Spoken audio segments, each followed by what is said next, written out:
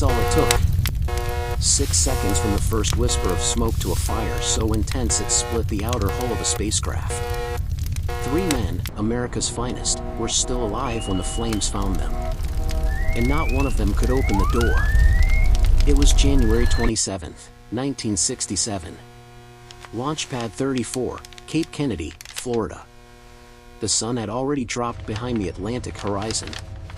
The air smelled of salt and rocket fuel, and the launch tower hummed under a steady Florida wind. To everyone watching from the outside, it looked like just another long day of delays. A routine test. Nothing to write home about. That was the last thing any of them got right that evening. The 3 men sealed inside that capsule weren't rookies. Commander Virgil Gus Grissom was a legend, America's second man in space, the only NASA astronaut to fly into space twice before this mission. Senior pilot Ed White had made history as the first American to walk in space, floating freely outside his Gemini capsule in 1965, grinning back at the Earth through his visor. And pilot Roger Chaffee, the youngest of the 3, had spent years in the machinery of the space program, feeding it data, keeping it alive. This was to be his first flight assignment. 3 men who had stared down the vacuum of space and come back. 3 men who had no reason to fear a ground test.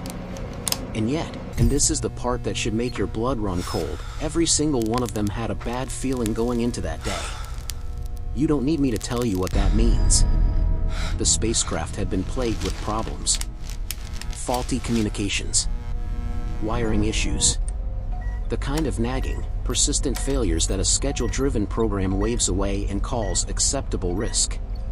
The crew even sent a photograph of themselves to mission management, heads bowed in prayer over a model of the spacecraft, with a caption that read, "It isn't that we don't trust you, Joe, but this time we've decided to go over your head."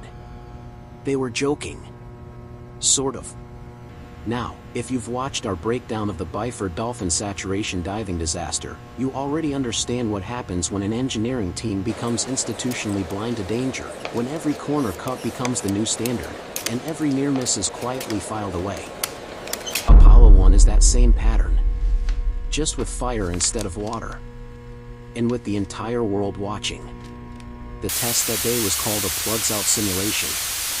The goal was simple, run through the complete pre-launch sequence with the spacecraft fully sealed, running on internal power only, as it would on launch day. No live fuel. No live engines. On paper, the most dangerous thing in that capsule was boredom. On paper. Here's what wasn't on paper. The cabin atmosphere, 100% pure oxygen. Not the nitrogen-oxygen mix humans breathe. Not the reduced oxygen blend NASA would later use. Pure oxygen. 16.7 pounds per square inch. Slightly above atmospheric pressure. They had been using this configuration since the Mercury program. It simplified the life support systems. It was lighter. It was familiar. And in the wrong conditions that existed inside that capsule on that very night, it turned the interior of the spacecraft into something that burned faster and hotter than almost anything on Earth. But that wasn't the strangest part. The strangest part was what they had put inside it. When NASA's review board later combed through the wreckage, and they combed through every centimeter, they found that the interior of the Block I command module was lined with what the report delicately called a larger than allowable amount of flammable materials. Nylon netting. Foam pads. Velcro. Everywhere.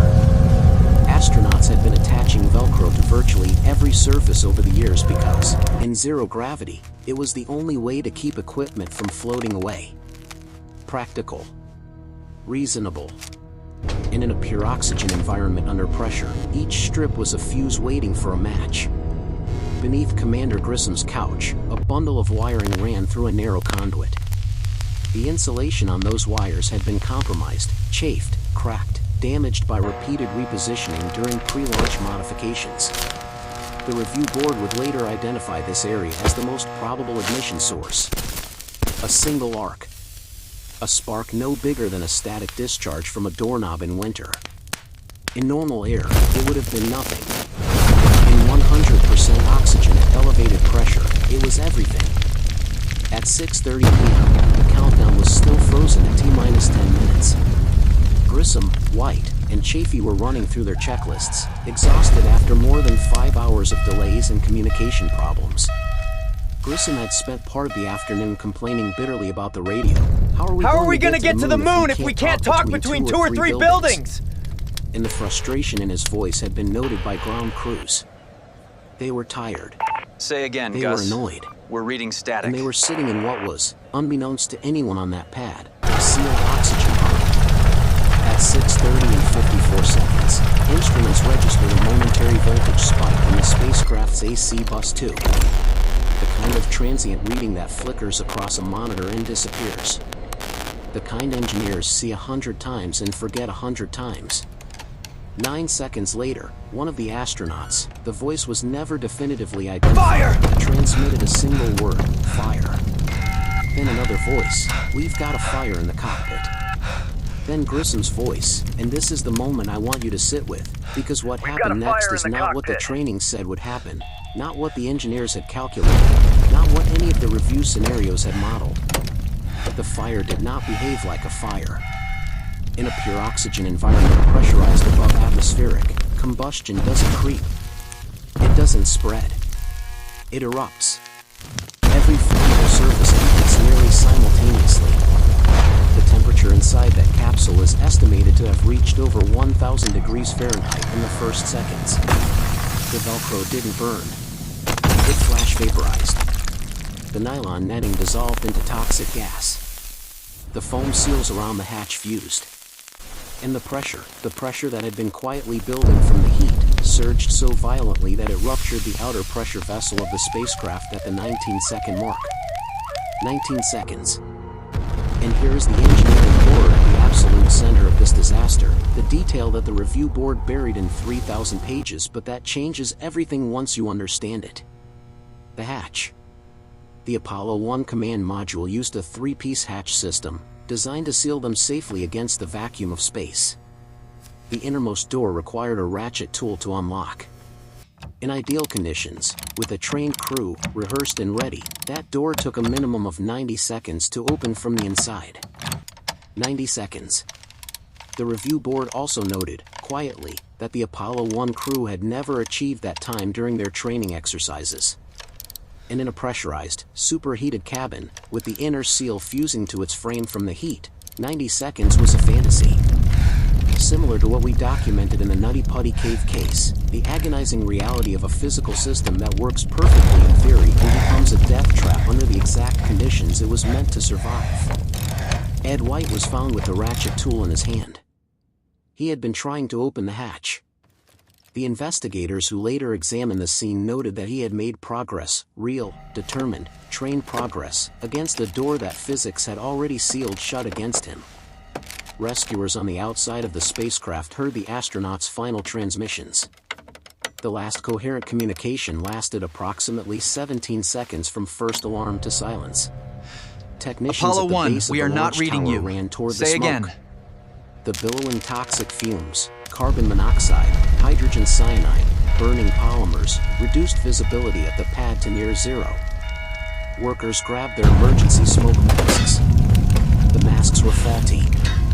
They didn't fully seal against the toxic atmosphere.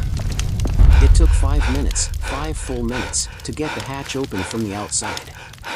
By that time, Grissom, White, and Chaffee had been dead for 4 minutes. The medical examination confirmed what the engineers already knew from the data. All 3 men died of asphyxia. The burns, catastrophic as they appeared, were described as survivable. They were killed by the air, by the very oxygen that was supposed to keep them alive, now carrying carbon monoxide and cyanide instead. The atmosphere that protected them became the weapon that ended them. The days that followed shook NASA to its foundation in ways that the public rarely understood. Flight Director Gene Kranz, the same man who would later stand in mission control and tell his team failure is not an option during Apollo 13, gathered his controllers and said something that had never been said out loud before, not in that building, not by anyone in authority. We were rolling the dice, hoping that things would come together by launch day, when in our hearts we knew it would take a miracle. Every element of the program was in trouble. Not some elements, He said every element of the program was in trouble. And we all knew it. Not some elements. Every element. And they had all known it. The review board spent 2 months and produced a 3,000-page report. The findings were technical, precise, and damning. No single point of ignition was confirmed. The damaged wiring beneath Grissom's seat was listed as the probable cause, not the certain cause. But the ignition source, in the end, was almost beside the point. The board found that the cabin environment was inherently dangerous, that the hatch design was catastrophically inadequate, that the quantity of flammable materials violated the program's own standards, that warnings had been issued, noted, and not acted upon, that the pressure of Kennedy's end-of-decade deadline had become an invisible force, bending every decision slightly towards speed and away from caution, until the accumulated weight of those small bends broke everything at once. This is the pattern. This is always the pattern. We've seen it in the Challenger decision. We've seen it in the Deepwater Horizon pressure tests.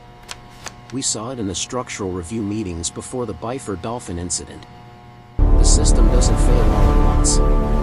It fails in increments too small to trigger alarm, until the increments compound into something irreversible. The point of no return is never a single moment. It's 1,000 small moments that no one stopped. In the wake of the fire, NASA grounded the entire Apollo program. The Block I spacecraft was retired permanently.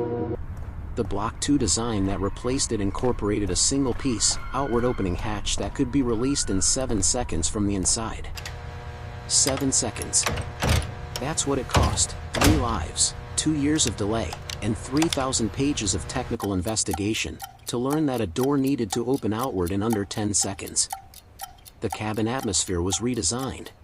The flammable materials were stripped and replaced with fire-resistant alternatives. The wiring standards were rewritten from scratch. 21 months after the fire on Pad 34, on July 16, 1969, Apollo 11 lifted off from Pad 39A at Cape Kennedy. 8 days later, Neil Armstrong and Buzz Aldrin descended to the surface of the Sea of Tranquility. Before they did, they carried something with them to the moon, a mission patch bearing the names of Grissom, White, and Chaffee. They left it on the surface. It's still there. Gene Kranz, reflecting on the landing, said, "The ultimate success of Apollo was made possible by the sacrifices of Grissom, White, and Chaffee." There was an unspoken promise on everyone's part to the 3 astronauts. The ultimate success of Apollo was made possible by the sacrifices of Grissom, White, and said Chaffee. It plainly in an interview just months before his death, when someone asked him how he dealt with the possibility of catastrophic failure. You sort of have to put that out of your mind. You sort of have to put that out of your mind. There's always a possibility that you can have a catastrophic failure of course type. This can happen on any flight. So you just plan as best you can to take care of all these eventualities, and you get a well-trained crew, He was right. and you go fly.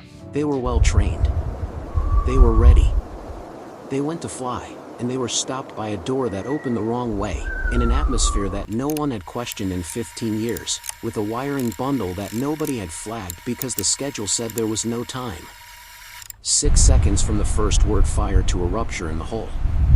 17 seconds until silence on the radio. 90 seconds minimum to open a hatch from the inside. Those 3 numbers, 6, 17, 90, are the entire story of Apollo 1. They are the arithmetic of institutional blindness. And the reason you know the names Neil Armstrong and Buzz Aldrin, the reason the moon landing happened at all, is precisely because those 3 numbers forced NASA to confront every truth it had been avoiding. 3 men who died on the ground so 12 could walk on the moon. That is their legacy. That is what a door that opens the wrong way costs. Don't forget it.